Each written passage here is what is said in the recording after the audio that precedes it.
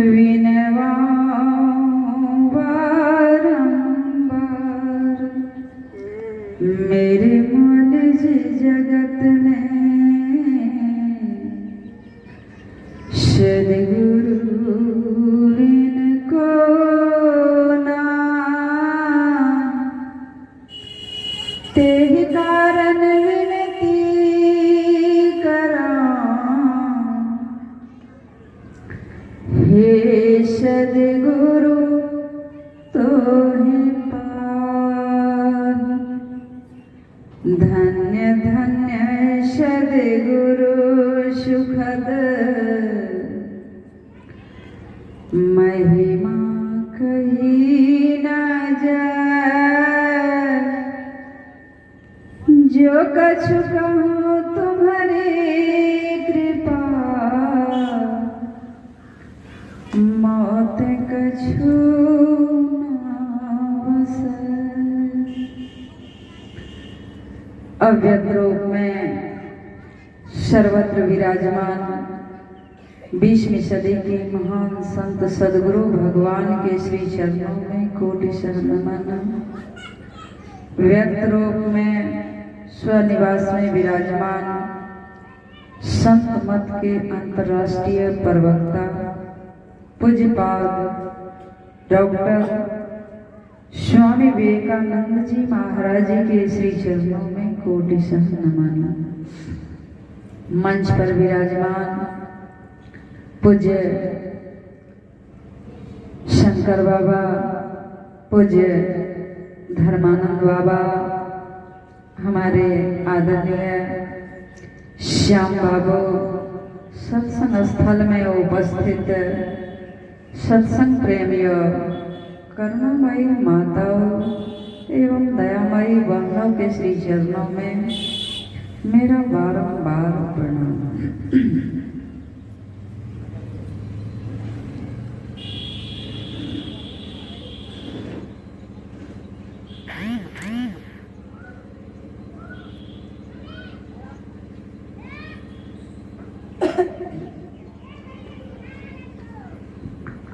हम लोग स्तुति प्रार्थना के बाद सदग्रंथ पाठ श्रवण कर रहे थे।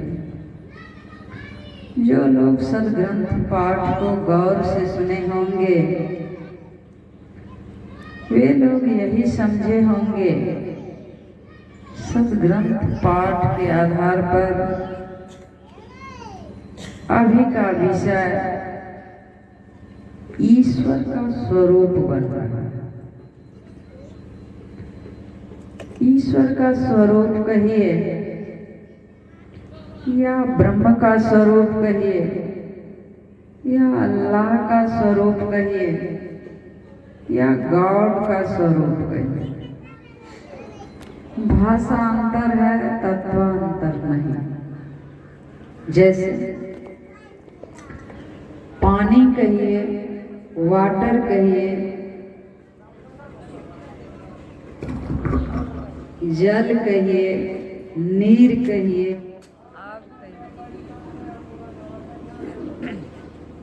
गुरु महाराज की जय। तो आप लोग सुन रहे थे, ईश्वर कहिए, ब्रह्म कहिए, परमात्मा कहिए, गॉड कहिए, अल्लाह कहिए, खुदा कहिए, बात एक ही है। उदाहरण में सुन रहे थे, वाटर कहिए, जल कहिए, नीर कहिए, आब कहिए, सलील कहिए, भाषा अंतर है, तत्वांतर नहीं।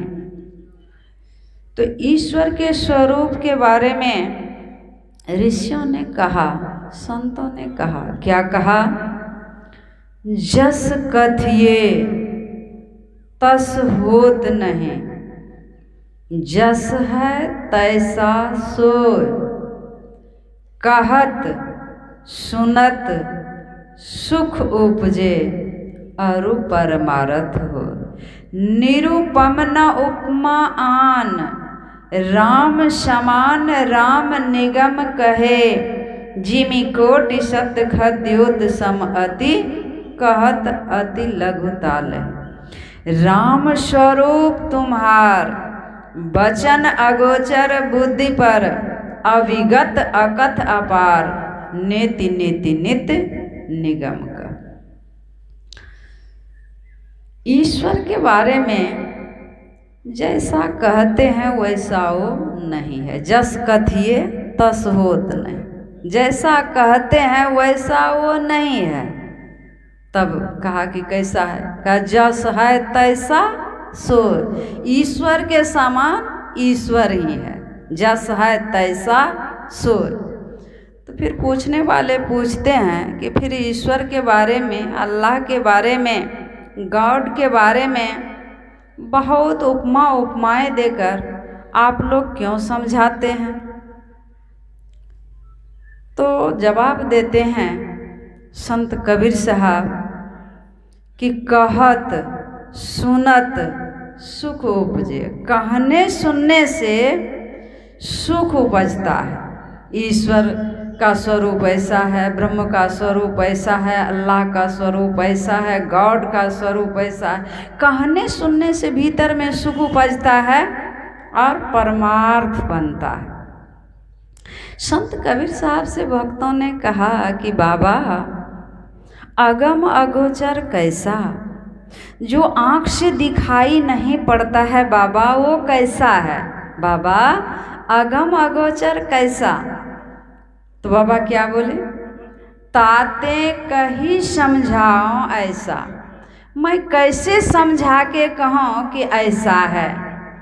जो दिशे सो तो है नहीं। जो दिखाई पड़ता है वो नहीं है।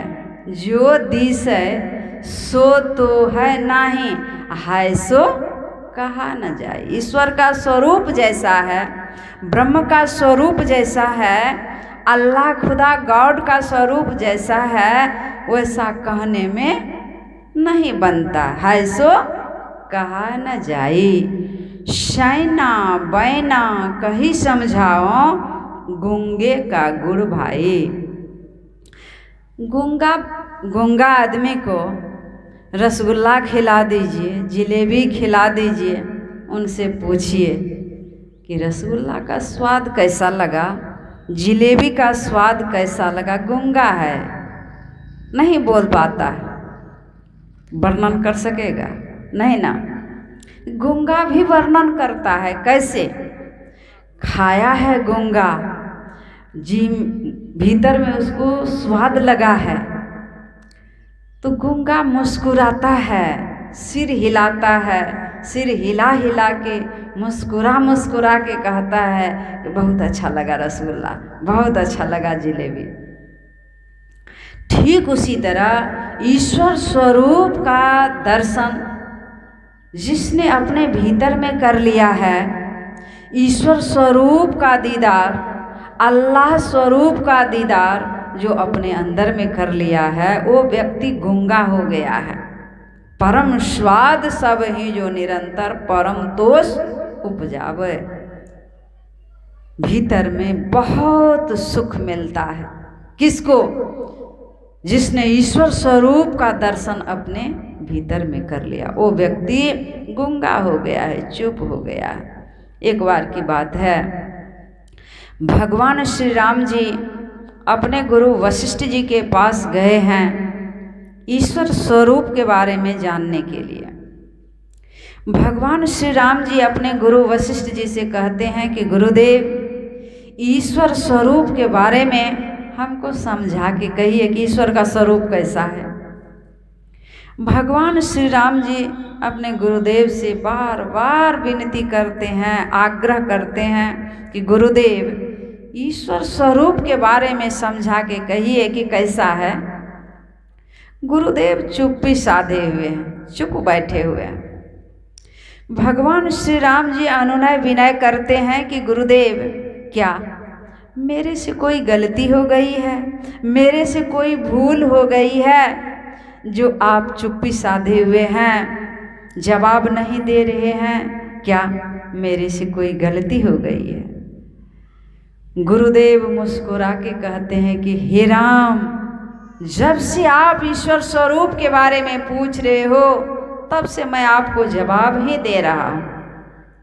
तो भगवान श्री राम जी कहते हैं कि गुरुदेव, जब से मैं पूछ रहा हूँ तब से आप चुप्पी साधे हुए हैं, आप कह रहे हैं कि मैं जवाब दे रहा हूँ। तो गुरुदेव क्या कहते हैं, हे राम, जो व्यक्ति ईश्वर स्वरूप का दर्शन अपने अंदर में कर लिया है वो आदमी चुप हो गया है। गुरु महाराज जी क्या कहते हैं, प्रभु वर्णन में आवे नहीं। ईश्वर का स्वरूप, प्रभु का स्वरूप वर्णन का विषय नहीं है, वाणी का विषय नहीं है। हम लोगों के गुरु महाराज तो रंगा ही दिए ईश्वर स्वरूप को।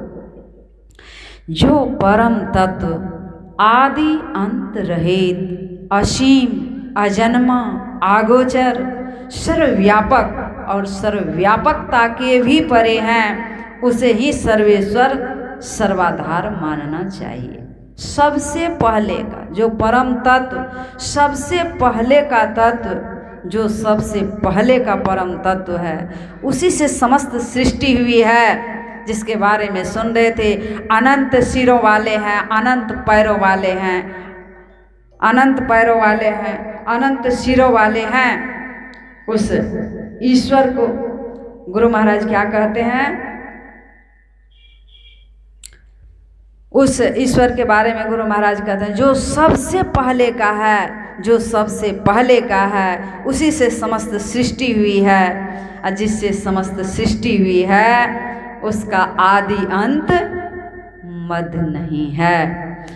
और हमारे ऋषि कहते हैं, ब्रह्मैमृतं पृष्ठाद ब्रह्म पश्चाद ब्रह्म दक्षिण तस्योत्तरेण अधस्योर्ध्रुवं प्रशितं ब्रह्मवेदं विश्वमेदं वरिष्ठम। ईश्वर का स्वरूप कैसा है, कितना है, कहा ईश्वर का स्वरूप हम और आपके आगे, हम और आपके पीछे, हम और आपके दाएं, हम और आपके बाएं, हम और आपके ऊपर, हम और आपके नीचे कितना फैला हुआ है, उसका आदि अंत मद नहीं। सब तुम में प्रभु अटय होई तुझ, तुम अटो सो नहीं ठाम। तुम सब में भर के सबसे बाहर कितना है, उसका आदि अंत मद नहीं है। तो जिसका आदि अंत मद नहीं है वो कभी जन्म लेता है, उसका कभी मरण होता है। जो टेढ़ों, जो सीधों में रह के न सीधा कहाते, न टेढ़ों में रह के न टेढ़ा कहाते, जो जिंदों में रह के न जिंदा कहाते, जो मुर्दों में रह के न मुर्दा कहाते।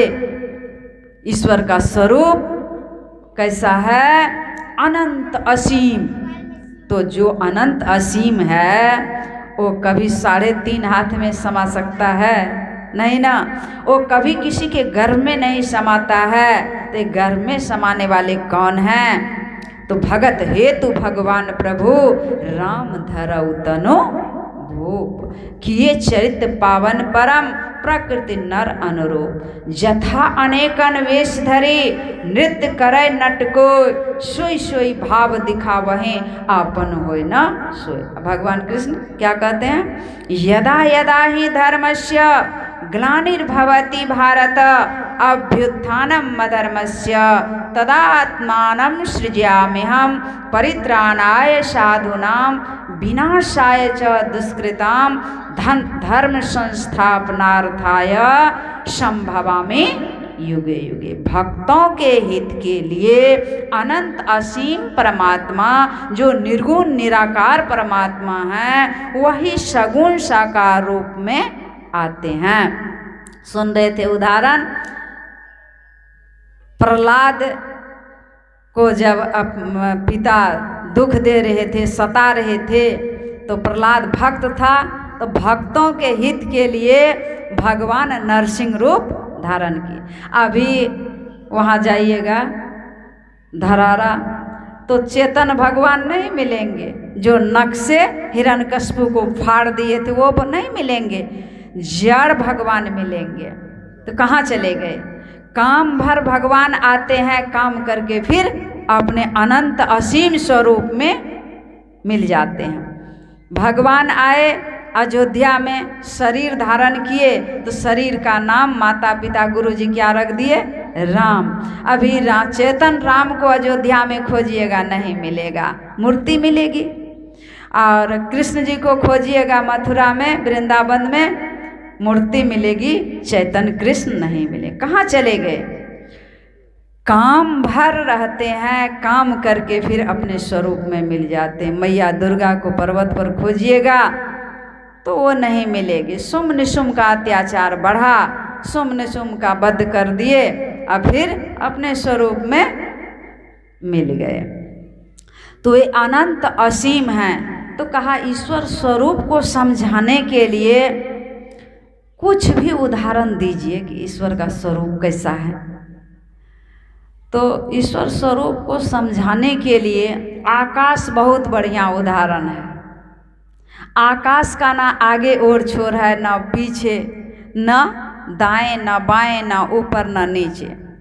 तो संतों ने कहा, ऋषियों ने कहा, ईश्वर का स्वरूप लगभग आकाश की तरह है। ऐसा नहीं कहा कि आकाश के जैसा ईश्वर का स्वरूप है, लगभग कहा समझाने के लिए, समझने के लिए। ईश्वर का स्वरूप लगभग आकाश के तरह है। मतलब संसार में कोई उदाहरण नहीं है ईश्वर स्वरूप को समझाने के लिए। कहा लगभग आकाश के तरह, जिस पर सब कुछ टिका हुआ है, जो किसी पर टिका हुआ नहीं है, जिस पर सब कुछ आधारित है, जो किसी पर आधारित नहीं है, वही है ईश्वर। है ईश्वर का स्वरूप। क्या सब टिका हुआ है उस पर? तो कहा सूर्य, चंद्रमा, तारे, ग्रह, नक्षत्र, धरती, पहाड़, जंगल, हम आप, सब तुम में प्रभु अटे हुई तुझ, तुम अटो सो नहीं ठाम। तुम में सब कुछ अट जाता है और तुम सबसे बाहर कितना है, उसका आदि अंत मद नहीं है।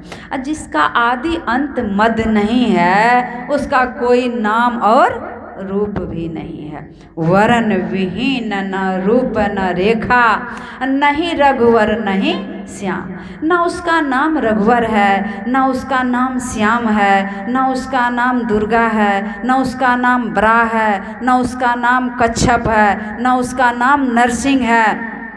उसका कोई नाम नहीं है। तो कहा कोई नाम नहीं है तो क्या है? कहा उसका नाम अकहवा है। उसका क्या नाम है? ईश्वर का नाम कोई नहीं है, अकहवा है, अकहवा है।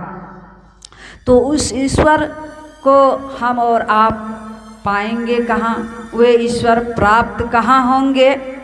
ईश्वर सब जगह है, ईश्वर से कोई जगह खाली नहीं है, तो हम और आपको प्राप्त कहाँ होगा?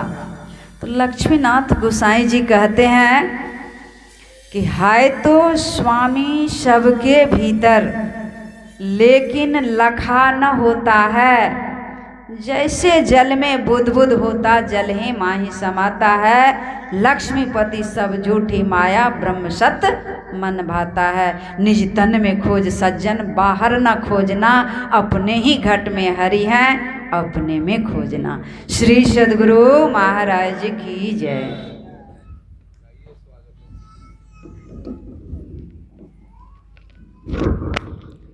श्री सद्गुरु महाराज की जय। पूज्यपाद मंच पर पधार रहे हैं। स्वागतम गुरुदेव, शरणागतम गुरुदेव, स्वागतम गुरुदेव, शरणागतम गुरुदेव। स्वागतम स्वागतम स्वागतम स्वागतम, आपके आगमन पर हम सबका नमन।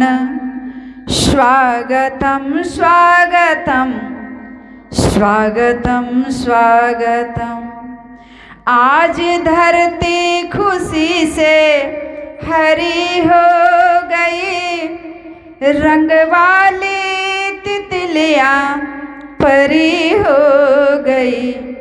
आपदाओं की झुकी डालियों से विहंग बैठ गाजो रहे स्वागतम स्वागतम, बैठ गाजो रहे स्वागतम स्वागतम। श्री सद्गुरु महाराज की जय। माइक बढ़ाइए।